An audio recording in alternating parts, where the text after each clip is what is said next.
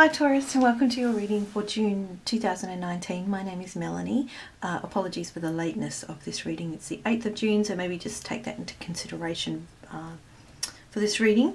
This is for Sun, Moon and Rising sign Taurians.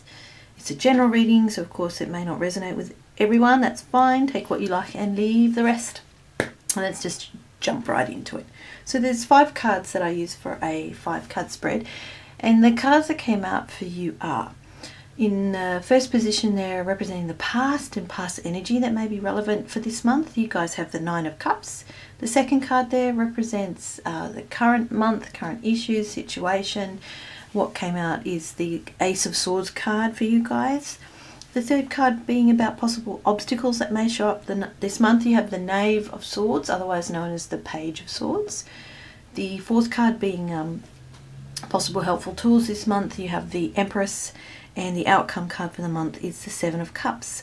And that card lying down there on its own from a different deck, which I use more like oracle cards, you have what came out is the green tree frog, and that represents health.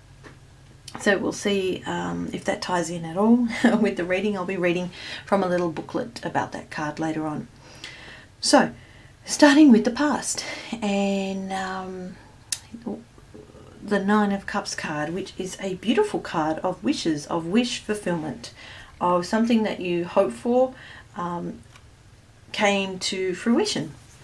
It's a card of success and abundance, of feeling really secure and happy, of wholeness, of kind of rewards, things earned, a sense of achievement, sometimes a sense of smugness, like look at me, I've got all this stuff that I ever wanted, or something that I so wished for has happened, and like there's a sense of arrogance with it, but not always. It's a card of real deep satisfaction with aspects of your life, with relationships or with emotional connections. It can be about emotional feelings and emotions that are bringing joy and happiness now showing up physically in your life with practical, tangible things as sort of rewards.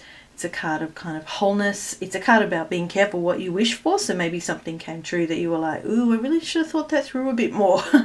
But ultimately, it's a really happy card of success, of contentment, of security, feeling full of good feelings, having had something really wonderful happen to you that you had so hoped for. So wonderful kind of stuff.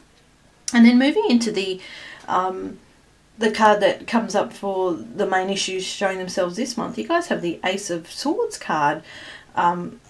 Aces are about new beginnings, you know, the start of something, the potential of something, about divine potential, gift from the divine, the early days of something.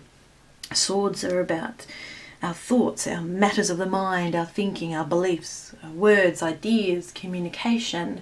So the Ace of Swords, it looks like this month, and some sort of offer, some sort of, you know, clarity that seemingly comes from nowhere, like a gift from the universe, a sense of sort of real insight and wisdom into something. It can be about cutting through to the heart of a matter, cutting away the old sort of crap. It can be about having real strength of mind, having a sense of this kind of gift of sort of ideas and vision coming in. It's a card of breakthroughs, of accomplishments, of having new vision, new insight, seeing things in a really different, clear way, and feeling quite victorious in that. It's very much about highly developed skills in communication, and about learning and teaching things, because of this level of sort of mental clarity and raw power that you have, or that has sort of suddenly come in this month. It's a very encouraging card. It's a card about just feeling really mentally on point and having this new almost like a new belief system kind of coming in, and you're really willing to fight for that, because it feels so right, and your way of thinking about something is new in some way. So maybe with whatever happened in the past to do with that Nine of Cups, and something really wonderful happening, and a wish coming true of sorts, or something coming to fruition that you so hoped for and actually came true, changed your thinking about something in a way, and you just thought, holy crap, I now believe in something that I never used to. And of course, I don't necessarily mean like a spiritual belief. I mean, I don't know, belief in yourself, or belief in people, or a whole new set of ideas about something because of what was gifted to you, or what came your way and gave you a real sense of contentment and satisfaction in the past. And great happiness, and that's really sort of shifted your mind in some way, and you've kind of been gifted like another sort of gift in a way, and another wish coming in from the universe, giving you this kind of mental clarity and this kind of wisdom, and these insights that feel like they're breakthroughs in some way. I mean, wonderful feeling, really. The third card along about what may be an obstacle this month, you have another Swords card, so another kind of matters of the mind card. You have the Knave of Swords, so the Knave is also a page.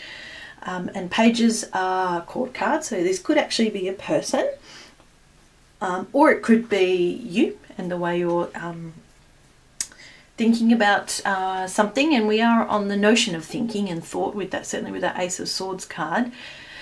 Knaves and pages can be messengers. They can be bringing in news of something. They are quite young energy, childlike kind of energy, very happy, very confident, starting out on things. They're still learning, they're still training in something, they're apprentices. The Knave of Swords, he is bright and airy and kind of curious, energetic. He or she can be quite restless though mentally. If you think of a child or a teenager, and their thinking can be kind of all over the place because they're thinking this and they go over there and then that new thing comes in and da-da-da-da-da. They can be very talkative and very curious and very excitable, but they can be kind of they're not fully developed in their thinking yet, and whilst being very exuberant, can be fearless but not in a good way. And this card may be a bit of a warning to take care in that, with whatever this new kind of wisdom that has come into your head this month, to just don't get too caught up in that excitement. There's nothing wrong with that, of course, but you still need to keep your wits about you. This is a card to just act with some tact, with some caution, to be a bit vigilant in some way, to be wary of something unexpected or unknown around. Or this Knave of Swords can also be seen as a bit of a spy, someone voyeuristic, someone or something kind of sticking their nose into things and just watching with a bit of stealth, and to be very careful of that, whether you're doing that or you notice someone else in your life doing that, or a part of your mind is even doing that to you.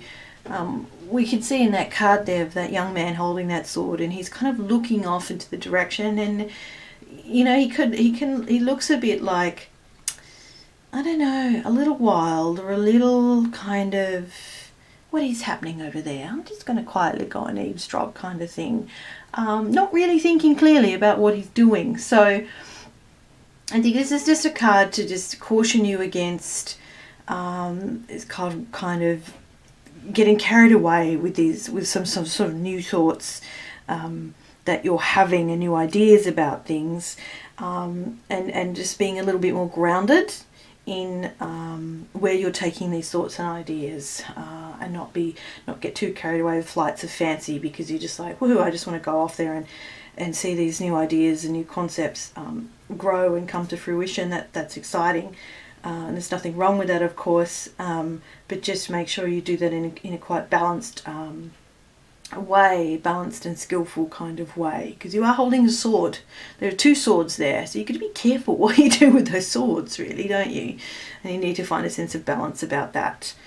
because if you're all in your head, then you're kind of disconnected from your heart, from your body, and perhaps even the universe. The fourth card along there, in the position of what may be helpful this month, you have the Empress card. Absolutely beautiful card, one of my favourite cards.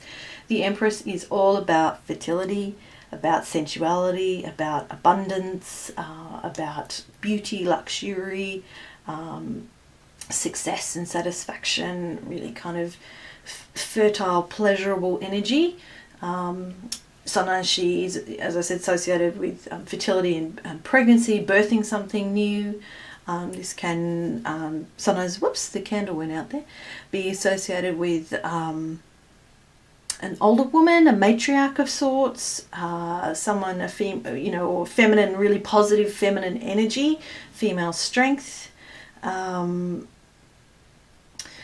So maybe this month there is somebody around you who embodies this energy. It could be female, doesn't necessarily have to be female, but embodies the energy of someone who has a very good connection to their femininity in a healthy kind of way, is very kind of wise in his or her or their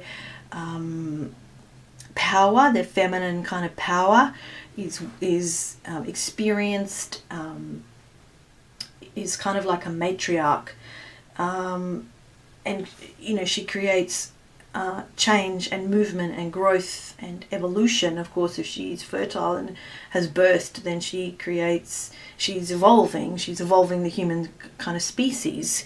She takes initiative, she's successful, she's very free-flowing in her feelings.